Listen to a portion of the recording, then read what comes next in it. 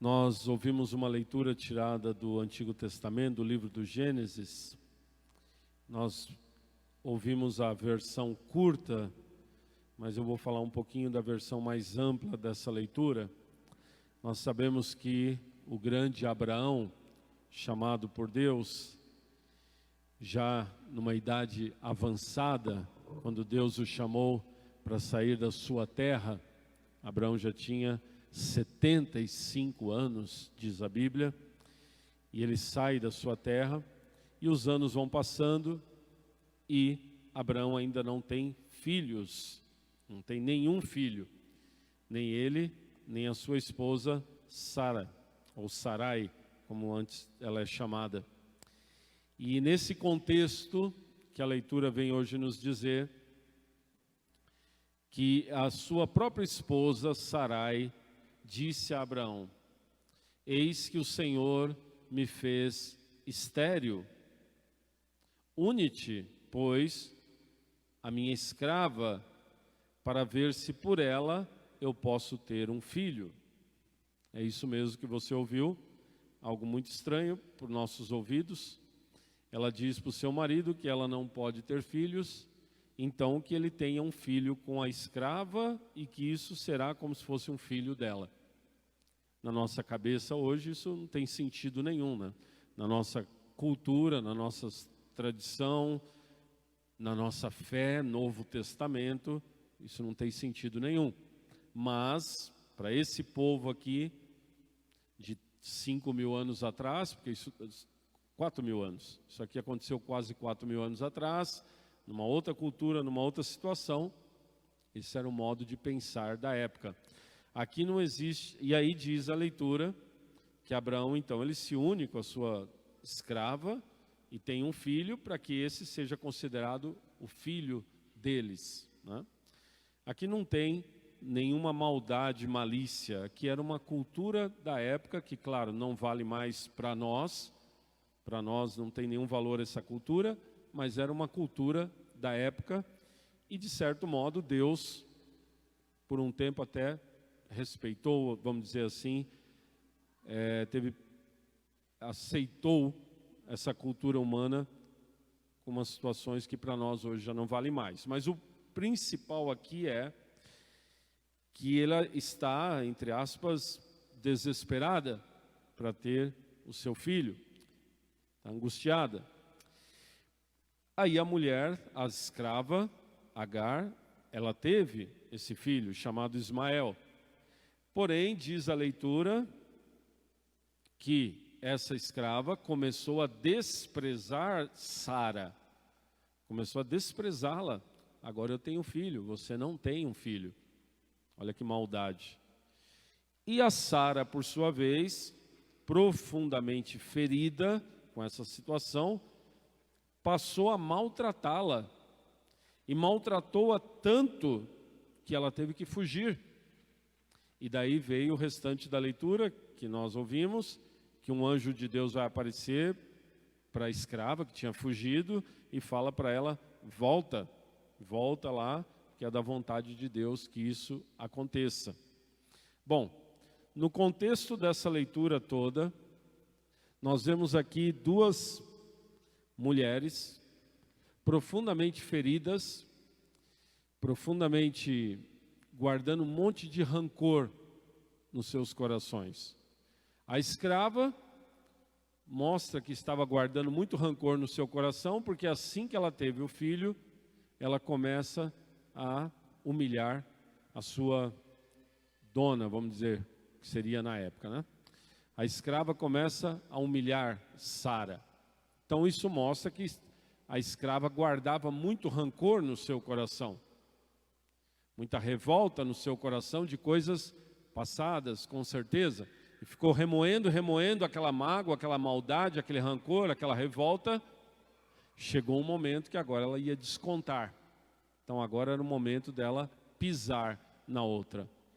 A Sara, que é considerada como uma das grandes personagens bíblicas do Antigo Testamento, uma mulher de fé do Antigo Testamento.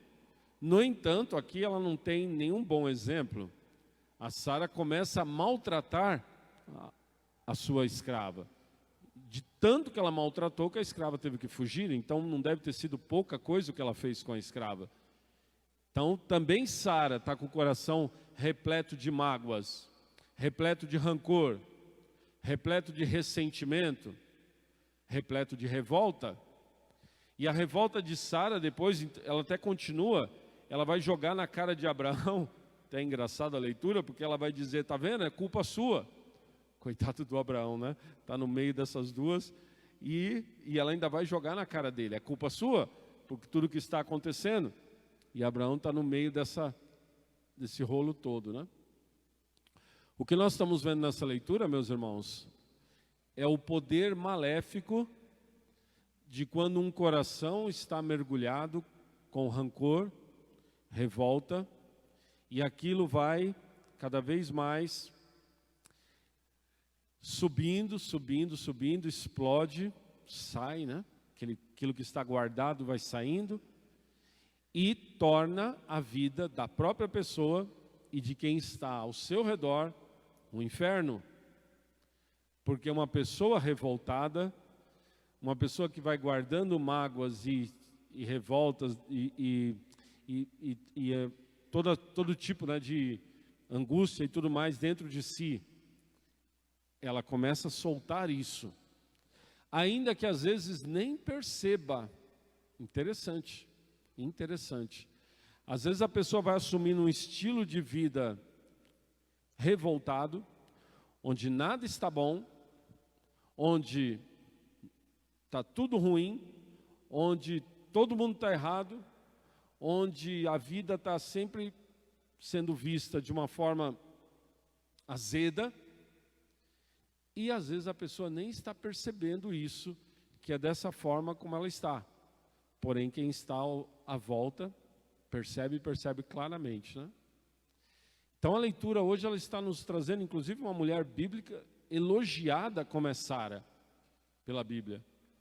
Porém, mostra que mesmo os personagens bíblicos, principalmente do Antigo Testamento, apresentam uma série de defeitos. A Bíblia não esconde os defeitos dessas pessoas. Elas apresentam uma série de defeitos. E a palavra de Deus faz questão de mostrar esses defeitos para nós. Não para a gente se escandalizar, nossa, aquela pessoa bíblica com aquele defeito. Não, é para nós olharmos para nós. Para nós olharmos para nós. Porque nós podemos ser essa pessoa hoje tomada pela revolta, tomada por uma vida de um coração que está ali remoendo certas coisas, remoendo certas coisas, e que aí já começa a maltratar os outros. Sara começou a maltratar terrivelmente Agar. Agar, por sua vez, também um coração tomado ali pelas suas revoltas, começa a humilhar a outra. Uma pessoa tomada então por um coração ferido, essa pessoa ou pode estar humilhando outras pessoas, pisando no próximo, ou pode estar maltratando, que também é uma forma de humilhação, e vice-versa. Pode estar maltratando outras pessoas, às vezes da própria família, no seu ambiente de trabalho, de diversos ambientes. Meus irmãos, isso acontece muito. Isso acontece muito. E isso acontece muito, inclusive, conosco, pessoas de dentro da igreja, que muitas vezes, olha só, uma mulher de caminhada, uma mulher esposa de Abraão, e no entanto está ali com o seu coração guardando os seus ressentimentos e praticando a maldade com o próximo. Por isso que isso acontece também conosco. Hoje a palavra de Deus está nos dizendo para nós despertarmos e estarmos atentos a isso. Jesus no Evangelho está dizendo que a casa construída sobre a areia, ela cai quando vem o temporal. Se ela não estiver sobre a rocha, ela cai. Um coração que esteja repleto de ressentimentos, guardando ali, guardando para depois aquilo estourar. Um coração que está, pelos seus ressentimentos, vivendo revoltas, pisando no outro, humilhando, está erodindo a sua casa, está cortando os alicerces, e uma hora essa casa pode cair. Quantos casamentos terminam por causa disso? Quantos matrimônios terminam porque alguém está sempre ali guardando os seus ressentimentos e está minando esse matrimônio? E uma hora esse matrimônio cai porque a base desse matrimônio, dessa casa rui, porque foi minado. Quantas situações familiares se deterioram a ponto que chega um momento que já não dá mais para ter verdadeira relação familiar, porque devido aos ressentimentos, essa revolta que vai ali, vai destruindo. E por aí vai. E quantos ambientes de trabalho se tornam às vezes insuportáveis, onde uma pessoa fala, não dá mais, tem que ir embora daqui, eu preciso do trabalho, mas não dá mais, tem que sair, porque aquela pessoa ali é um problema sério, porque está ali com os seus ressentimentos explodindo toda hora aquilo, de formas de revolta, de humilhações, de perseguições a outros, de palavras. E quantas vezes isso acontece? Ambiente familiar, ambiente de trabalho. Isso é uma realidade entre nós, uma realidade. E o Senhor está dizendo para nós hoje que isso pode derrubar uma casa. Porque a casa que é construída sobre a rocha, podemos interpretar a palavra do Senhor como uma casa construída num coração sarado, curado, liberto, em paz. Num coração onde reina o amor de Cristo. Se falta o amor de Cristo e sobra a revolta, os ressentimentos, as mágoas, como que essa casa vai permanecer em pé? Essa palavra é muito séria para nós hoje, meus irmãos. Ela nos leva a olhar para dentro do nosso coração. Ela nos leva a nós olharmos para dentro do nosso coração e nos questionarmos: como está o meu coração? Como está o meu coração? O que eu guardo no meu coração? Que situações da minha vida que eu posso ainda estar ali alimentando de ressentimentos, de mágoas, isso vai ser transformado depois em atitudes e ações maldosas. E veja, o Senhor também está dizendo no Evangelho, não basta dizer Senhor, Senhor. Não basta dizer Senhor, Senhor. Porque o perigo é esse. Atitudes maldosas, atitudes de maldade, de falta de amor, e ao mesmo tempo dizendo Senhor, Senhor. É isso que Jesus está nos advertindo, e a palavra hoje nos adverte. O nosso coração, meus irmãos, precisa ser constantemente observado. Sempre nós temos que olhar para nós mesmos, parar e olhar à luz de Cristo, é claro, né? Não a nossa própria mesquinha, míope visão humana. Nossa visão humana é míope. Nós precisamos olhar à luz do Espírito, né? Espírito Santo de Deus, como está o meu coração? O que, Espírito Santo de Deus, que eu estou guardando no meu coração? E não nos justificarmos. Ah, mas eu sou assim porque aconteceu tal coisa lá na minha vida, na minha história. Não se justifique. Se eu vejo algo em mim que precisa ser mudado, eu preciso pedir perdão para o Senhor, eu preciso pedir cura para o Senhor, eu preciso fazer com que a minha casa esteja na rocha firme do amor de Cristo. Não adianta eu ficar me justificando. Ah, tá bom, eu sou desse jeito porque é assim, porque outros fizeram assim, porque... Não, pode até ser verdade que tenha muitas outras coisas que aconteceram.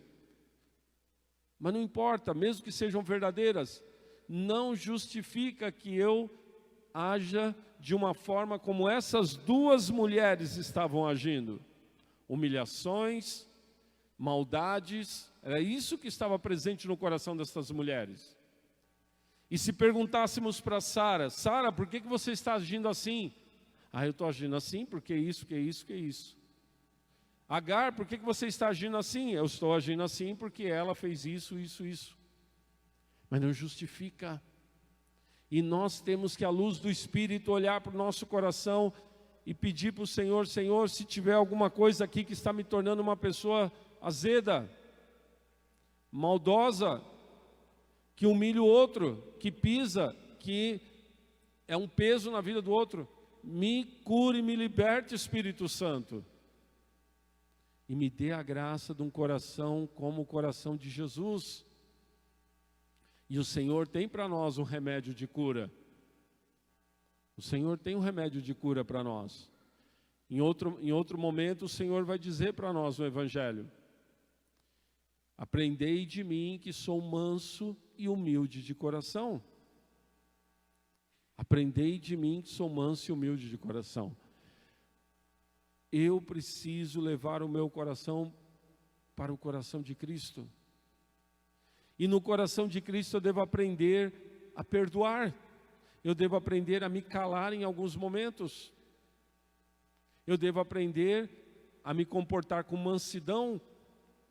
No coração de Cristo eu preciso baixar a minha revolta, baixar aquele fogo que não é o fogo do Espírito, é outro fogo, e trazer a mansidão do Senhor. É fácil? Não é fácil, de jeito nenhum. Daí a necessidade que o Senhor fala: aprendei de mim que sou manso e humilde de coração. De olharmos para o coração de Cristo, à luz do Espírito Santo. Jesus, eu preciso do teu coração na minha vida, Espírito Santo. Jesus, porque se eu não tiver, Jesus, o teu coração, eu vou na vida fazendo mal ao próximo. Eu vou na vida humilhando o próximo. Eu vou na vida sendo uma pessoa que está colocando em xeque, destruindo a minha própria vida e a vida dos demais. Olha como nós precisamos nos voltar ao coração de Cristo. Olha como nós precisamos pedir para o Senhor um novo coração a cada dia, constantemente. Porque nós somos constantemente feridos. Muitas vezes sofremos diversas situações que, se não tomarmos cuidado, vão criando morada em nós. O bichinho do ressentimento vai crescendo dentro de nós. O bichinho do ressentimento, ele cresce. Ele cresce, ele se alimenta, e ele vai se alimentando e vai crescendo em nós. Olha a necessidade de constantemente nos voltarmos ao coração de Cristo. Isso é um investimento em nós, meus irmãos. É um investimento em nós. Se eu quero ter uma família saudável, tem que começar por mim ter um coração em paz, um coração de amor. Se eu quero ter uma velhice lá na frente, saudável, eu tenho que começar agora a manter um coração em paz e em amor. Porque senão eu vou ser uma pessoa idosa que dificilmente alguém vai aguentar. Se eu não começar agora o trabalho com o meu coração, a Sara já estava bem velhinha já, bem velhinha, e estava lá fazendo as suas maldades. Se eu não começar agora o trabalho com o meu coração, eu posso me tornar depois uma pessoa quase que insuportável para os outros. Então é um investimento em nós, um investimento de nos voltarmos ao coração de Cristo, à luz do Espírito Santo, e sempre pedirmos um coração novo, sem ressentimento, sem mágoas, sem ficar guardando revoltas, sem ficar ali para depois ficar despejando isso. sem justificativas. Eu sou assim porque não. Eu preciso ser curado no meu coração e eu preciso querer ser curado. Eu preciso almejar a cura. Eu preciso almejar a cura do Senhor.